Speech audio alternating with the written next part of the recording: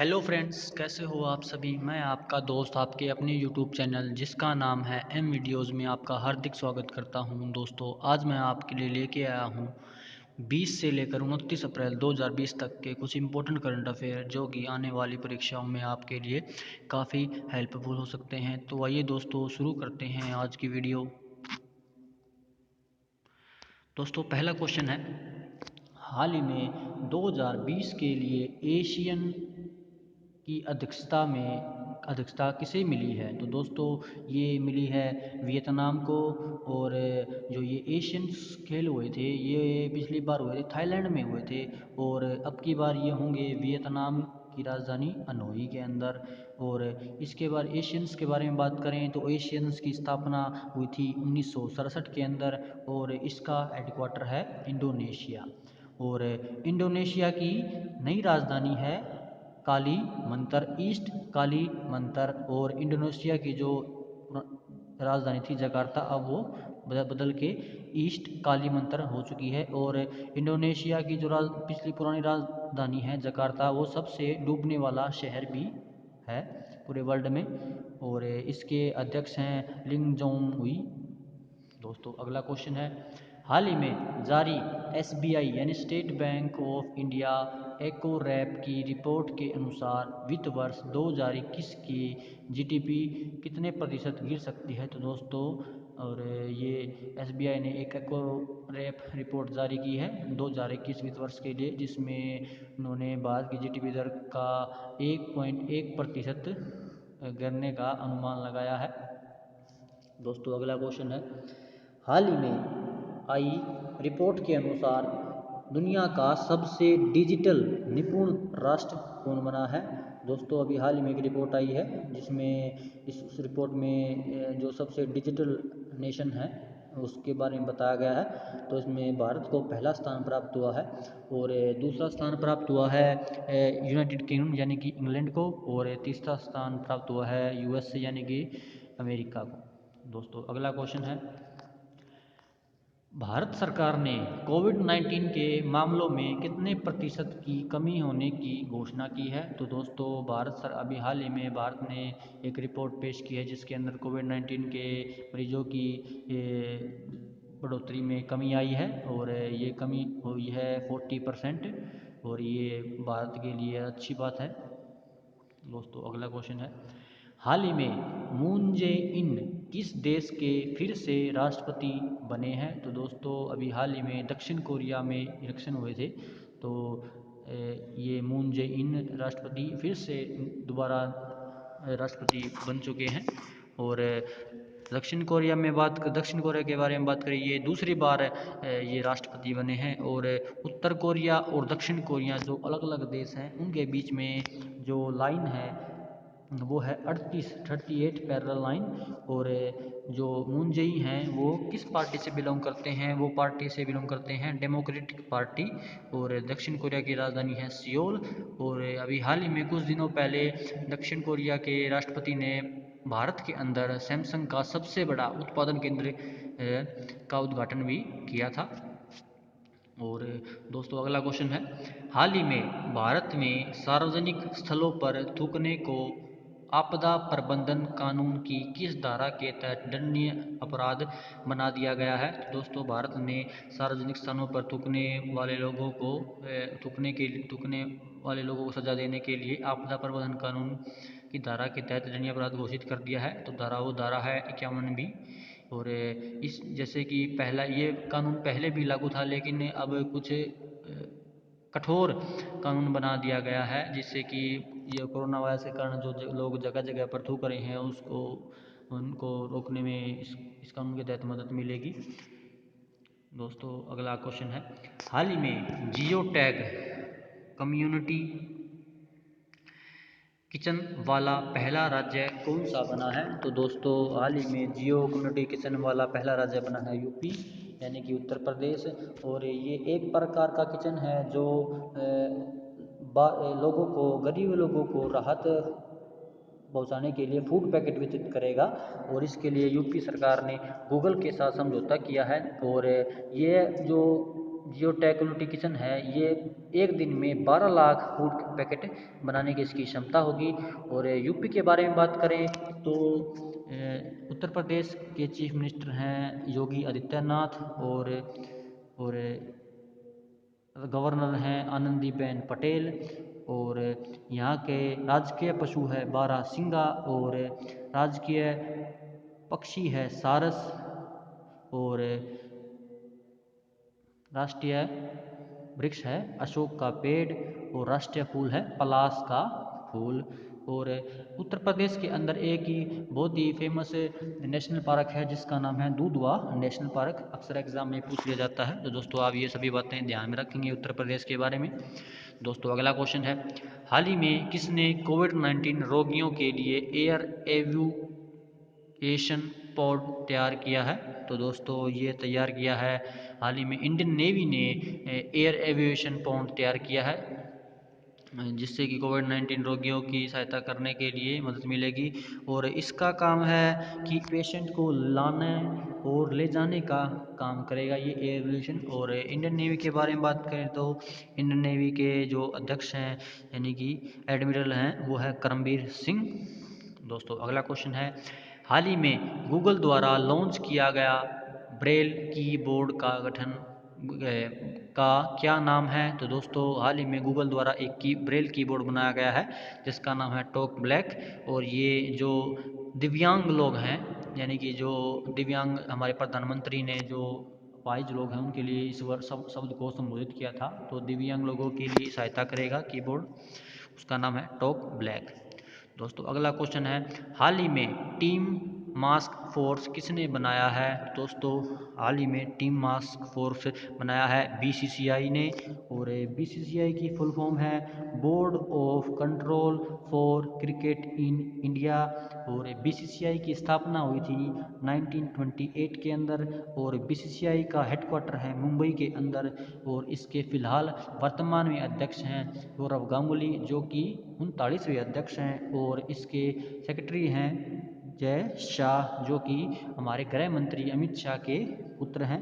और जो ये टीम मास्क फोर्स ये बीसीसीआई ने बना है, इसका उद्देश्य है कि लोगों को मास्क के प्रति जागरूक करना, जिससे कि अंदर जैसे कि सौरव गांगुली, राहुल द्रविड़, विराट कोहली इन्होंने अपने फेस पर मास्क लगाकर लोगों को इसके फ़ायदे बताए हैं, जिससे कि कोविड-19 से बचने के लिए लोगों को जागरूकता फैलाई गई है।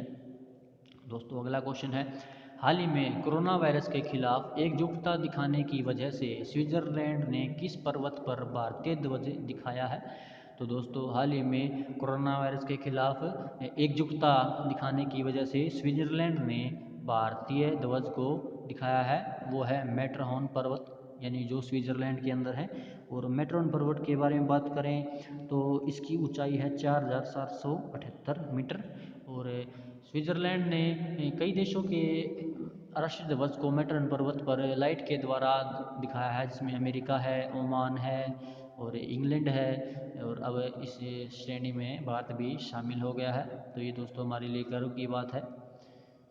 दोस्तों अगला क्वेश्चन है, हाल ही में सिविल सेवा दिवस कब मनाया गया? तो दोस्तों ये सिविल सेवा दिवस मनाया गया है 21 अप्रैल 2020 को। और ये सिविल सेवा दिवस मनाया क्यों जाता है? लोगों को सिविल सेवा के प्रति इम्पोर्टेंस बताने के लिए, सिविल सेवा की इम्पोर्टेंस बताने के लिए मनाया जाता है। और ये 21 अप्रैल को ही क्यों मनाया जाता है? क्योंकि 21 अप्रैल 1947 को पहली बार सिविल सर्विस बैच को हमारे पहले गृह मंत्री सरदार वल्लभ भाई पटेल ने संबोधित किया था। और इस दिन एक और दिवस मनाया जाता है, वो है वर्ल्ड क्रिएटिविटी इनोवेशन डे, यानी कि आप ये इसके बारे में याद रखेंगे। तो दोस्तों ये इस दिन दो मनाया जाता है, एक तो सिविल सेवा दिवस मनाया जाता है 21 अप्रैल को, और 21 अप्रैल को मनाया जाता है वर्ल्ड क्रिएटिविटी डे। दोस्तों अगला क्वेश्चन है, हाल ही में भारत में विश्व पृथ्वी दिवस मनाया गया। दोस्तों अभी हाल ही में भारत में ही नहीं पूरे में वर्ल्ड में पृथ्वी दिवस मनाया गया, जो मनाया गया 22 अप्रैल को। और ये पहली बार 1970 के अंदर मनाया गया था, और पहली बार अर्थ डे मनाया गया 1970 में मनाया गया था। और इस बार की जो थीम है वो है history and motivation to fight climate change, यानी कि इसकी थीम है, यानी कि जो फिलहाल जो हमारे मौसम के अंदर जो चेंजेस हो रहे हैं उसके प्रति हमें लड़ना है, यानी कि उसको प्रदूषण को कम करना है, जिससे कि प्रकृति के अंदर ज़्यादा नुकसान ना हो, पेड़ पौधों की कटाई ज़्यादा ना हो, यानी कि हमारे लोगों का और प्रकृति के बीच में संतुलन बना रहे। दोस्तों अगला क्वेश्चन है, भारतीय खाद्य निगम एफसीआई के पास उपलब्ध अतिरिक्त चावल से एथेनॉल बनाया जाएगा ताकि इससे कि सैनिटाइज़र बनाया जा सके। दोस्तों FCI food corporation of India के पास जो फिलहाल अतिरिक्त चावल है, यानी कि एक्स्ट्रा जो राइस है वो उससे हम एथेनॉल बनाएंगे, और उसका प्रयोग सैनिटाइज़र के रूप में किया जाएगा, जो कि कोविड-19 के मरीजों के हाथ धुलवाने में, यानी कि हाथ को साफ करने के कीटाणुनाशक होगा, और इसे हम बाहर भी, यानी कि और लोग भी यूज कर सकते हैं। दोस्तों अगला क्वेश्चन है, अखिल भारतीय फुटबॉल संघ ने कोविड-19 के कारण आई लीग के बचे हुए मैच रद्द किए तथा मोहन बागान को लीग का विजेता घोषित किया है। तो दोस्तों अभी कोविड-19 शुरू होने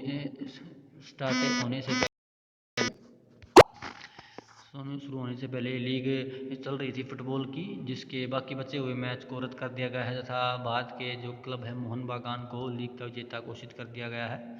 दोस्तों हमारे जो फुटबॉल के फेमस खिलाड़ी का क्या नाम है, वो है बाईचुंग भूटिया। दोस्तों अगला क्वेश्चन है, सेंट्रल स्वास्थ्य एवं परिवार कल्याण मंत्रालय ने ट्विटर पर कोविड इंडिया सुविधा लॉन्च की है। तो दोस्तों अभी हाल ही में स्वास्थ्य एवं परिवार कल्याण मंत्रालय ने ट्विटर पर एक कोविड-19 सुविधा लॉन्च की है, जिसका उद्देश्य है कि कोविड-19 से जुड़े हुए सभी सवालों का जवाब दिया जाएगा। दोस्तों अगला क्वेश्चन है, हाल ही में डेविड ली को किस कंपनी का सीईओ नियुक्त किया है। तो दोस्तों अभी हाल ही में डेविड सीईओ को हवाई इंडिया कंपनी का सीईओ नियुक्त किया गया है। तो दोस्तों इसका स्थापना, हवाई इंडिया की स्थापना हुई थी 1987 के अंदर। दोस्तों अगला क्वेश्चन है, हाल ही में किस राज्य को कोरोना मुक्त राज्य घोषित किया गया है। तो दोस्तों अभी हाल ही में केंद्र सरकार ने गोवा राज्य को कोरोना से मुक्त घोषित कर दिया गया है। तो इसी अभी कतार के अंदर 2-3 स्टेट और हैं, जैसे कि मणिपुर हो गया, अरुणाचल प्रदेश हो गया, त्रिपुरा हो गया, ये भी अभी जल्द ही कोरोना से मुक्त घोषित किए जाएंगे, और ये हमारे देश के लिए अच्छी बात है। और गोवा के बारे में बात करें तो गोवा के मुख्यमंत्री हैं प्रमोद सावंत, और जो बीजेपी पार्टी के हैं, और गोवा की राजधानी है पणजी, और वहाँ के गवर्नर हैं सत्यपाल मलिक। दोस्तों आप ये याद रखेंगे। दोस्तों अगला क्वेश्चन है, हाल ही में स्वास्थ्य मंत्रालय ने कोविड-19 सेवा पोर्टल लॉन्च किया है। दोस्तों ये भी पोर्टल स्वास्थ्य मंत्रालय ने लॉन्च किया है, कोविड सेवा, यानी कि मंत्रालय ने लॉन्च किया है। दोस्तों अगला क्वेश्चन है, हाल ही में किसने रिलायंस जियो में 9.99% की हिस्सेदारी खरीदी है। तो दोस्तों ये हिस्सेदारी खरीदी है फेसबुक ने। अभी हाल ही में फेसबुक कंपनी ने रिलायंस जियो के अंदर बहुत ही बड़ा निवेश किया है, जो कि 43,000 करोड़ कुछ समथिंग है, और इसके अंदर निवेश करके 9.9% अपनी हिस्सेदारी खरीद ली है। और रिलायंस जियो के मालिक हैं मुकेश अंबानी, और फेसबुक के संस्थापक हैं मार्क जुकरबर्ग। तो दोस्तों इन्होंने फेसबुक ने रिलायंस जियो के अंदर निवेश किया है। दोस्तों अगला क्वेश्चन है, हाल ही में IMMA का नया अध्यक्ष से नियुक्त किया गया है। तो दोस्तों ये नियुक्त किया गया है राकेश शर्मा को। दोस्तों अगला क्वेश्चन है, हाल ही में किसने कोविड-19 से बचने के लिए और चेतावनी देने के लिए वाश करो ऐप लॉन्च किया है। तो दोस्तों IIT दिल्ली ने ये ऐप लॉन्च किया है, जिससे कि ये इसके बारे में कोविड-19 से बचने के तौर तरीके के बारे में बताएगा और चेतावनी बताएगा। दोस्तों अगला क्वेश्चन है, हाल ही में BWF के IM बैडमिंटन अभियान के ब्रांड एम्बेसडर किसे नियुक्त किया गया है। तो दोस्तों ये ये नियुक्त किया गया पीवी सिंधु को, जो हमारे देश की बहुत ही फेमस बैडमिंटन प्लेयर हैं। तो दोस्तों अगला क्वेश्चन है, हाल ही में टीसीएस टाटा कंसल्टेंसी सर्विस ने किस देश में अपना पहला पूर्ण डिजिटल बैंक लॉन्च करने की घोषणा की है? तो दोस्तों ये वो टाटा ने जो घोषणा की है वो की है इजराइल के अंदर ये टीसीएस अपना पहला डिजिटल बैंक लॉन्च करेगी।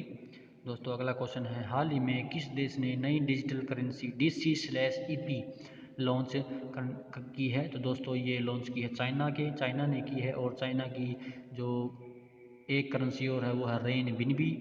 और चाइना के बारे में बात करें, चाइना की राजधानी है बीजिंग और चाइना के राष्ट्रपति हैं शी जिनपिंग। दोस्तों अगला क्वेश्चन है, हाल ही में जारी वर्ल्ड प्रेस फ्रीडम इंडेक्स में कौन सा देश शीर्ष पर रहा है? तो दोस्तों अभी हाल ही में एक रिपोर्ट जारी हुई है, यानी कि जारी हुई है, उसके अंदर जो हमारी प्रेस है यानी कि मीडिया है उसको वहाँ पर उस देश में कितनी स्वतंत्रता दी गई है उसके बारे में ये रिपोर्ट पेश की गई है। और इसमें रिपोर्ट में शीर्ष पर रहा है नॉर्वे।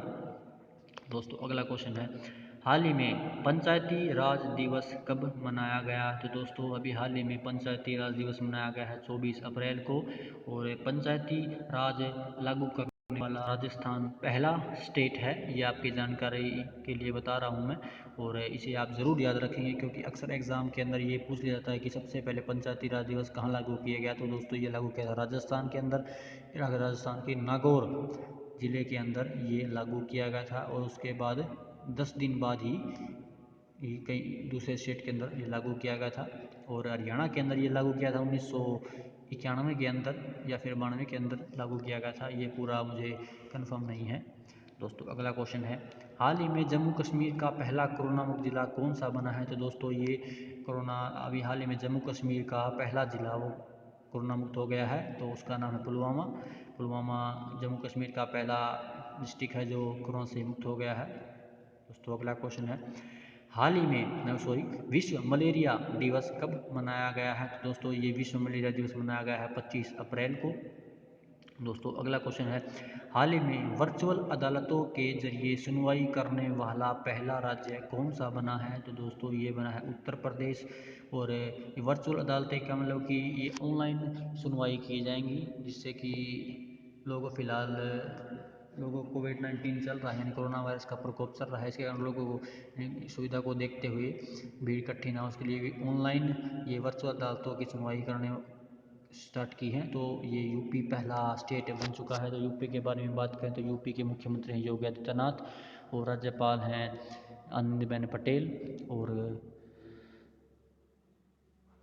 यूपी के अंदर है बीजेपी पार्टी के हैं योगी आदित्यनाथ। और अगला क्वेश्चन है, हाल ही में स्वास्थ्य मंत्रियों के सम्मेलन की मेज़बानी किस देश ने की है?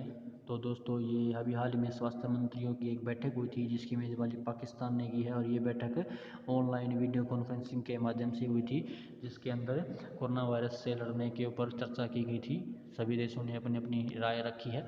दोस्तों अगला क्वेश्चन है, हाल ही में किसे केंद्रीय सतर्कता आयुक्त के रूप में नियुक्त किया गया है? तो दोस्तों अभी हाल ही में हमारे राष्ट्रपति रामनाथ कोविंद ने संजय कोठारी को केंद्रीय सतर्कता आयुक्त के रूप में नियुक्त किया गया है। तो दोस्तों ये संजय कोठारी को सतर्कता आयुक्त के रूप में नियुक्त कर दिया गया है।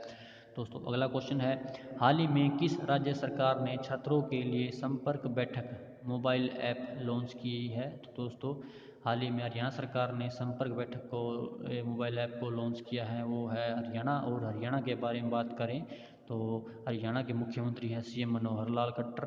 और हमारी राजधानी है चंडीगढ़। और चंडीगढ़ जो है वो है पंजाब और हरियाणा की संयुक्त रूप से राजधानी है।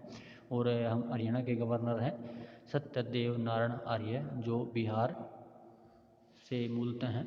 दोस्तों अगला क्वेश्चन है, हाल ही में भारत की पहली वायरोलॉजी डायग्नोस्टिक लेबोरेटरी का उद्घाटन कहाँ पर किया गया है? तो दोस्तों ये भारत की पहली वायरोलॉजी डायग्नोस्टिक लेबोरेटरी का उद्घाटन हैदराबाद शहर के अंदर किया गया है।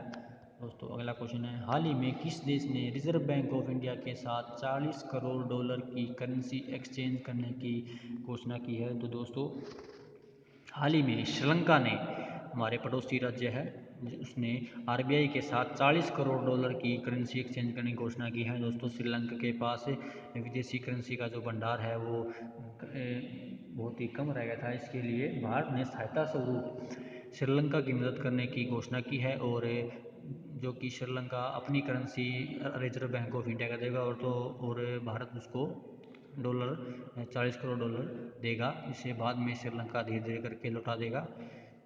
दोस्तों अगला क्वेश्चन है, हाल ही में किसने विकासशील देशों के $0.1 ट्रिलियन से अधिक ऋण माफ़ करने की घोषणा की है। दोस्तों हाल ही में UNCTAD ने विकासशील देशों, जो विकास कर रहे हैं, उनके $1 ट्रिलियन यानी कि 100 लाख करोड़ रुपए माफ़ करने की घोषणा की है। दोस्तों ये विकासशील देशों के लिए राहत की बात होगी।